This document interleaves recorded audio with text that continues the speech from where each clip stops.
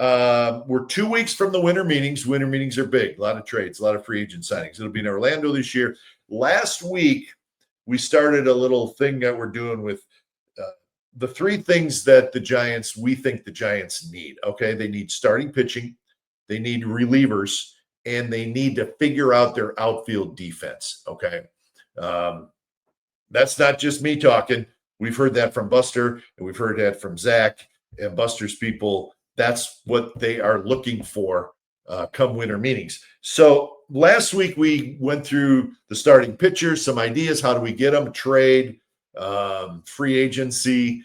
Some of these young guys improve so they can become part of the Giants rotation. Maybe that's a possibility. But we talked about the starting pitching needs and how they could be acquired last week. Tonight, we are going to concentrate on the Giants outfield and how it needs a defensive makeover. Another subject that we've talked about a fair amount, but with the winter meetings coming up and this being a definite need area for the Giants, we're going to kick this around. So the Giants did make a move last week. They picked up an outfielder named of Joey Wiemer from the Marlins. He's 26 years old. He's a right-handed hitter. The reports on him are that he's a very, very good defensive outfielder, can play all 3 outfield positions, which is important because that means he can play center field. And when I say can play, we're talking about, at a high defensive level. So he is a defense-first outfielder. The offense has not really come into play yet at the big league level. He does have some power, but he is a strikeout guy. So we'll see if he's in the mix. But it certainly looks like it. He does have some Major League Baseball experience. Again,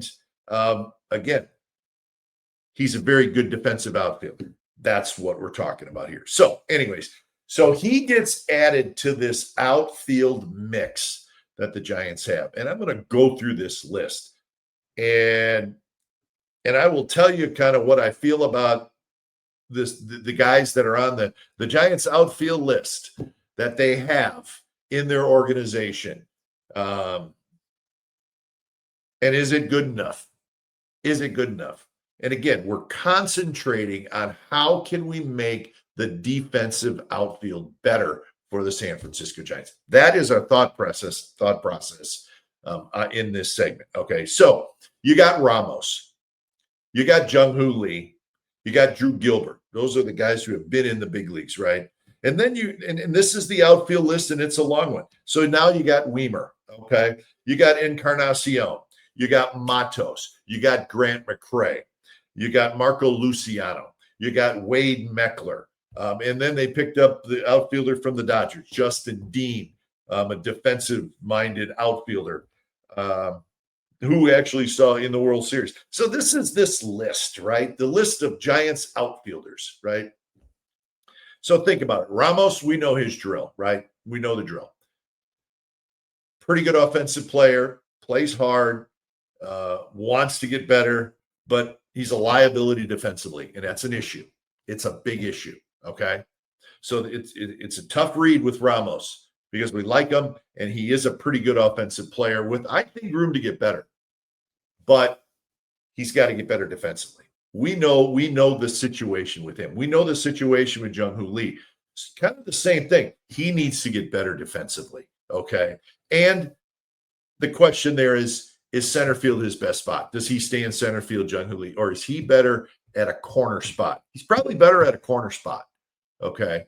Again, from a defensive standpoint. And then you have Drew Gilbert. Drew Gilbert showed to me that he looks like he's a well above average defensive outfielder. I think we saw him enough. You can get a pretty good idea about a guy. And it looked like maybe center field was his best spot. But the question there, is he an everyday player? We don't know that. He has not shown that he's absolutely definitely an everyday player. Can he hit left-handed pitching? But again, is center field his best spot? Is he the Giants' best center fielder defensively? So again, they all got questions. And then you move down. You got Wiemer, strong defensively from what we are hearing and what we are told. Gerard Encarnacion, out of options, more of an offensive player. We've seen what he brings to the table. Luis Matos, so much talk around Matos. He's out of options. He's got to stick with the Giants' big league team. Otherwise somebody's going to grab him because the Giants have to place him on waivers and somebody's going to grab him. But there's questions with him. He's a below average defender. Has he been treated fairly? Have the Giants gone about it the right way with him? Probably not. Probably not. But we don't know. We don't. If he was a regular big league outfielder with a little better defensive skills, we probably wouldn't be having this conversation. He would probably have the right field job, or maybe the center field job, or maybe the left field job next year. But there's question marks surrounding him. I know fans like him. They'd like to see him play a lot. And I like him too, but there are question marks about his game. Okay. Defensively, he doesn't grade well defensively. Grant McCray, good defender. We've seen him hit, strikes out too much. We don't know if he's a big leaguer or not. Marco Luciano, we know the power, strikes out a lot. The reports are not great defensively. Okay. That's just where these guys are at. Wade Meckler, we don't know a lot about Meckler. We don't know if he's a big leaguer. We don't know where his best spot is in the outfield. We don't know if he's an above average defender. We don't know. And Justin Dean, we don't know much about him, except the fact we are told he's an above average defender. But again, so there's really not a guy in this whole big group that you could say is a pretty complete major league player. And when I say complete, meaning an everyday player who is above average offensively and above average defensively. Now, those guys are not easy to find. I'm not saying that they're just growing on trees and they're everywhere.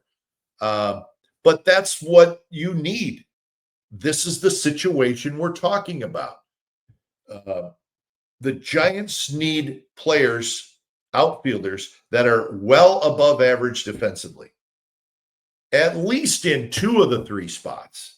I'll give you that, at least in 2 of the 3. Okay. But in this list that I just rattled off, who jumps out at you as a well above average defender? Gilbert? Maybe. They say Weimer's good, but are they going to hit at the big league level? We don't know. Is that a platoon situation? Maybe. Is that the route you want to go? I don't know. Does anybody on that list jump out at you?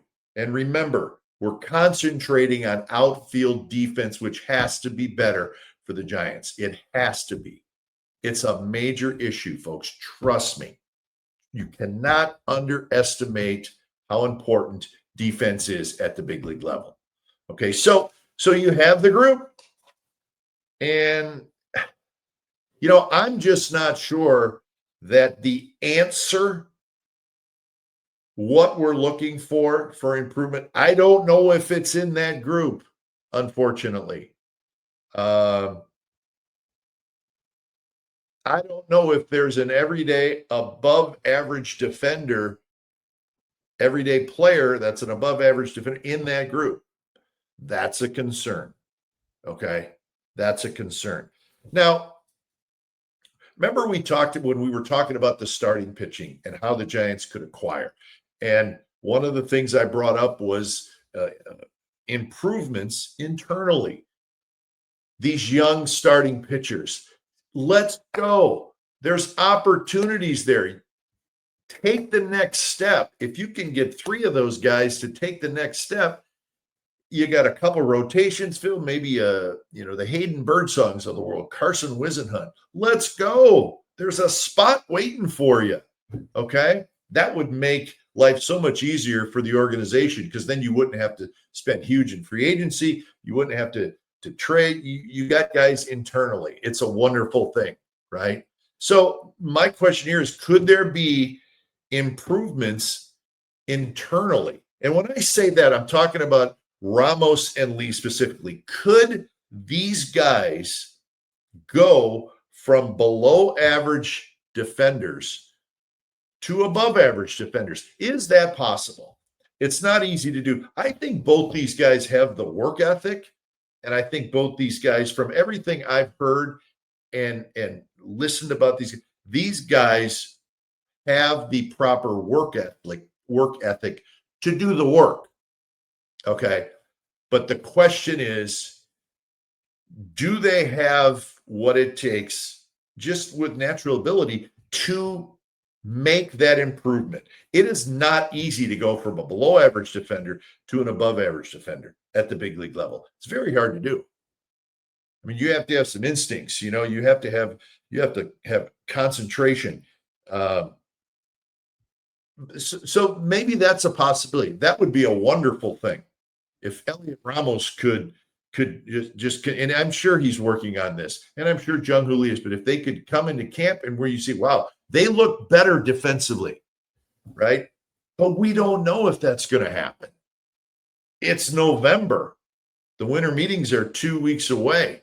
I don't think anybody in the Giants organization is going to say, well, maybe Ramos and Lee will come in and have turned themselves into above average defenders. That's not what's going on. So you don't know. Is it possible? Yeah. Would it be great? Yeah. But you don't know. You don't know till you see them run out there in spring training, or you see them run out there opening night and you say, yeah, they look better defensively. Well, that would be great. But we don't know that right now.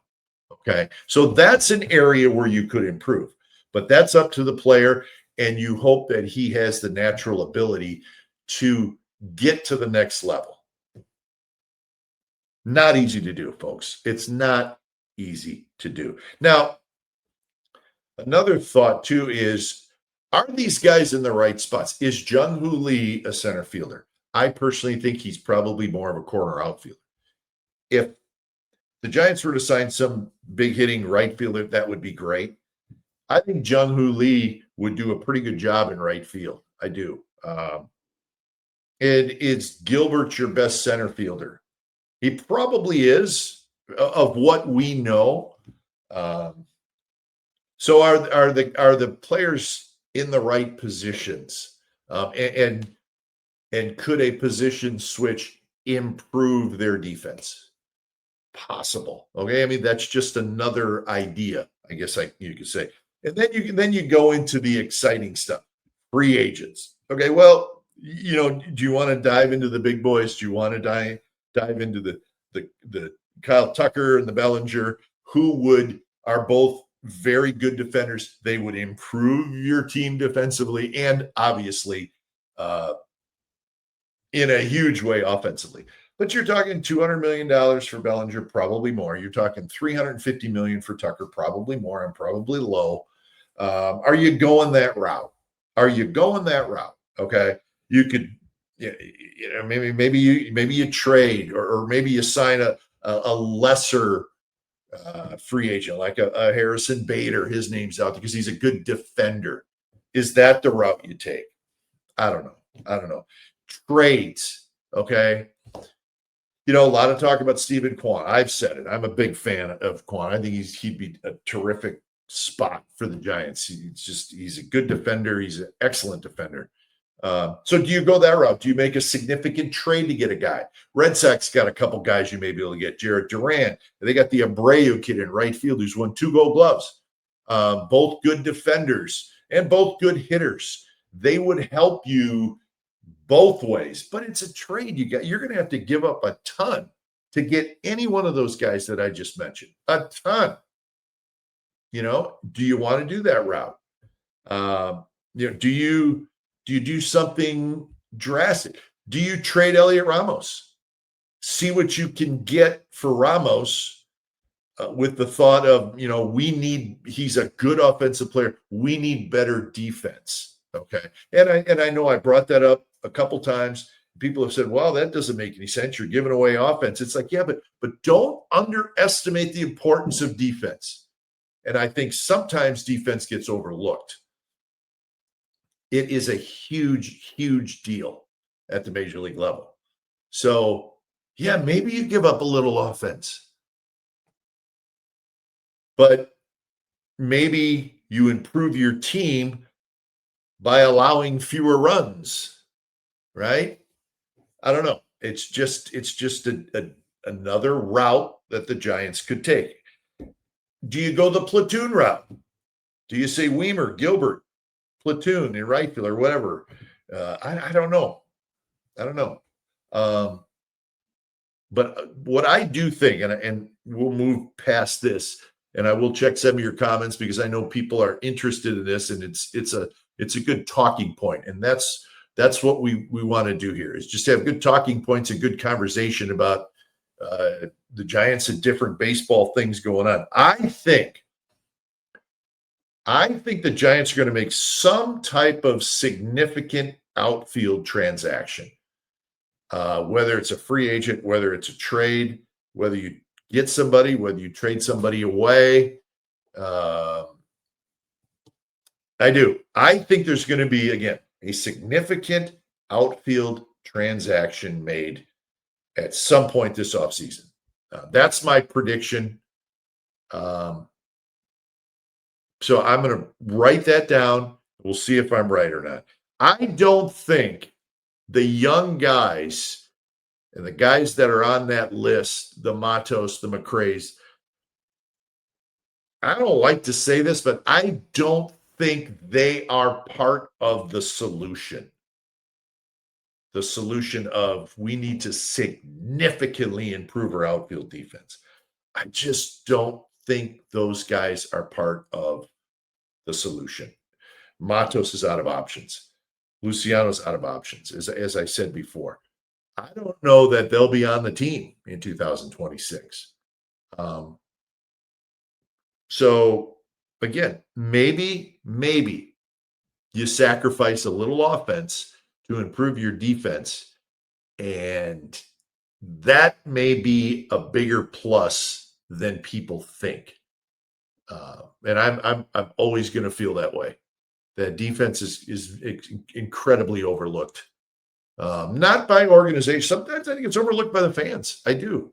But man, oh man, I think it's an area that needs to be better. That needs to be better. And I'm just throwing out some the different routes that the Giants could take to do this. And we'll see. We'll see what happens. But everybody, I think, is on the same page that it does need to improve. Now, there's going to be a lot of ideas on how to improve it. But that's just what I think.